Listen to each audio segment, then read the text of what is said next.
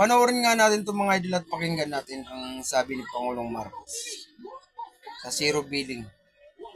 Kapag hawak na ninyo yung ID na yan, kapag kayo ay pumunta, meron kayong karamdaman, na nasugatan kayo, nabalian kayo, o may ubo, o whatever, pupunta kayo sa aming bukas center. Yung bukas center, yun yung parang clinic.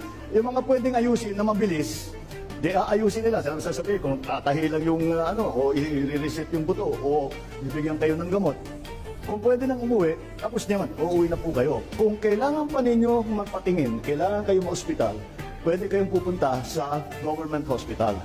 At dinamihan po namin, dinakihan na namin ang benepisyo. Malaki-laki na ang benepisyo na binibigay ngayon ng PhilHealth. More or less, kapag yung pangkaraniwan, yung ordinary lang na sakit, ay libre na. Ang gobyerno na ang magbabayad. Yan. Kaya baka nakikita ninyo, meron kaming tinatawag na zero balance billing. Ibig sabihin, pagpunta nyo sa ospital, zero ang balanse ninyo. Wala kayong mabayaran. Basta pipirma na lang kayo, basta gumaling na kayo, pipirma na lang kayo, pwede na kayong umuwi. O di ba? Napakahusay ng ating Pangulong Marcos. Siya lang ang Pangulong kagawa niyan. Siyempre, hindi maniniwala mga DDS dyan. Didilis nga sila, di ba? Utak dilis. Ganito lang gawin yung mga didilis, no?